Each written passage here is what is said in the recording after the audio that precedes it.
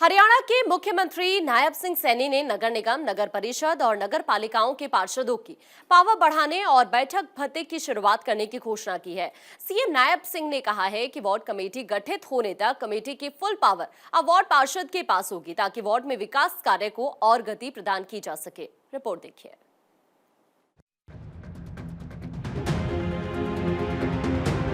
हरियाणा के मुख्यमंत्री नायब सिंह सैनी हिसार में आयोजित राज्य स्तरीय शहरी स्थानीय निकायों के जनप्रतिनिधियों के सम्मेलन में शामिल हुए। प्रदेश भर से आए जनप्रतिनिधियों को संबोधित करते हुए सीएम ने कहा कि वार्ड कमेटी गठित होने तक कमेटी की फुल पावर अब संबंधित वार्ड के पार्षद के पास होगी, ताकि वार्ड के विकास कार्यों को और गति प्रदान की जा सके।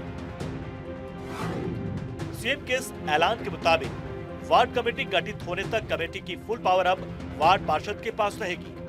वार्ड कमेटी में सचिव की नियुक्ति नहीं होती है या फिर किसी कारण सचिव बैठक से अनुपस्थित रहते हैं, तो ऐसी स्थिति में पार्षद के पास किसी भी स्नातक व्यक्ति से बैठक की कार्यवाही बनवाने का अधिकार होगा। ऐसे व्यक्ति के लिए 1000 रुपए प्रति बैठक का पारिश्रमिक देने का अधिकार भी पार्षद को मिला है। वहीं वार्ड कमेटी की प्रत्येक तिमाही बैठक के लिए पार्षद को बतौर चेयरमैन बैठक भत्ता भी दिया जाएगा।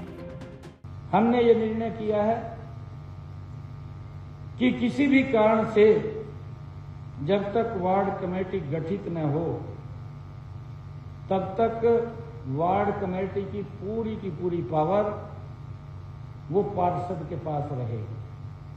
तो ये हमारे जो चेयरमैन है, हमने चेयरमैन को ये ताकत दी है कि वो किसी भी स्नातक जिसने बीए की हुई हो, स्नातक व्यक्ति को वो पकड़ेगा और अपनी पूरी कार्रवाई लिखवा लेगा। उसके लिए प्रति बैठक 1000 रुपया देने का प्रावधान भी इसके अंदर हमने किया है। मुख्यमंत्री ने शहरी स्थानीय निकाय राज्य मंत्री सुभाष सुधा के नेतृत्व में नगर निकाय प्रतिनिधियों के मानदेय बढ़ोतरी के लिए एक समिति गठित करने की भी घोषणा की। उन्होंने कहा कि समिति सभी से विचार विमर्श कर जल्दी अपनी रिपोर्ट देगी। निकाय जनप्रतिनिधियों को लेकर सीएम के इस ऐलान में तिमाही बैठक में शामिल होने के लिए नगर पालिका पार्षद को 1600 रुपए की बैठक भत्ता राशि देने का ऐलान किया गया। इसके साथ ही नगर परिषद के पार्षद को 2400 रुपए, नगर निगम पार्षद को 3000 रुपए की भत्ता राशि दी जाएगी। 15 अगस्त और 26 जनवरी के कार्यक्रम में सीएम या केंद्रीय मंत्री के आने पर उन्हें अतिरिक्त राशि मिलेगी।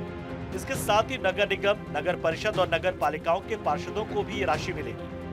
नगर निगम, नगर परिषद और नगर पालिकाओं में किसी तरह के विशेष कार्यक्रम होने पर 30,000, 20,000 और 10,000 रुपए की राशि क्रमशः दी जाएगी।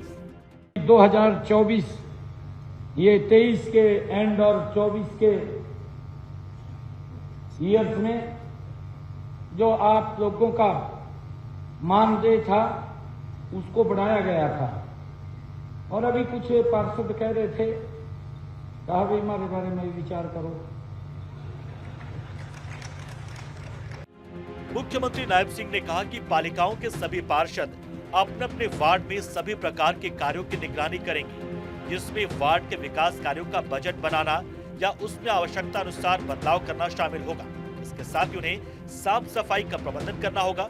भूमि विकास या सीएलयू और जोनिंग प्लान का कार्य, खेल के मैदानों, सड़कों और स्ट्रीट लाइट के रखरखाव की जिम्मेदारी भी उनकी रहेगी। स्वास्थ्य केंद्रों की गतिविधियों की निगरानी भी वो करेंगे। इसके साथ ही स्वास्थ्य केंद्रों की गतिविधियों की निगरानी करना, जल आपूर्ति, सफाई प्रबंधन, शिक्षा, स्वास्थ्य और शहरी क्षेत्र में गरीब व्यक्तियों की मूलभूत सेवाओं की व्यवस्था करने की जिम्मेदारी भी उनकी रहेगी। उन्होंने कहा कि विभिन्न विभागों के संबंधित कर्मचारियों को भी वार्ड कमेटी की बैठक में शामिल होना अनिवार्य रहेगा। पालिकाओं के पार्षदों को आयुष्मान भारत चिरायु योजना के तहत चिकित्सा सुविधाओं का लाभ भी दिया जाएगा।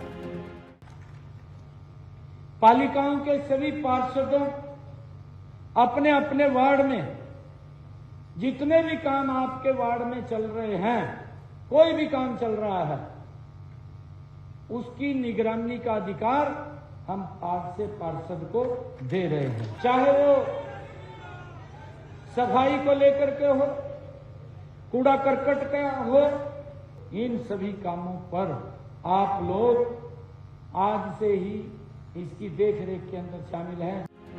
मुख्यमंत्री नायब सिंह ने पार्षदों को शहरों की सरकार बताते हुए कहा कि वर्तमान राज्य सरकार शहरों और कस्बों में आधारभूत संरचना को सुदृढ़ बनाने पर विशेष बल दे रही है। गुरुग्राम, फरीदाबाद, सोनीपत, हिसार और पंचकुला के विकास के लिए मेट्रोपॉलिटन डेवलपमेंट अथॉरिटी का गठन किया गया है। इतना ही नहीं, नगर निगम, नगर परिषद और समितियों के मेयर, अध्यक्ष समेत सदस्यों के मानदेय में भी उल्लेखनीय बढ़ोतरी की गई। सीएम ने कहा कि वर्तमान राज्य सरकार ने शहरी स्थानीय निकायों के शक्तियों के विकेंद्रीकरण के लिए भी कई कदम उठाए। यही नहीं, इस सरकार में मेयर का प्रत्यक्ष चुनाव भी करवाया गया है। भारत 24 के लिए चंडीगढ़ से डॉक्टर थानेश्वर शर्मा की रिपोर्ट।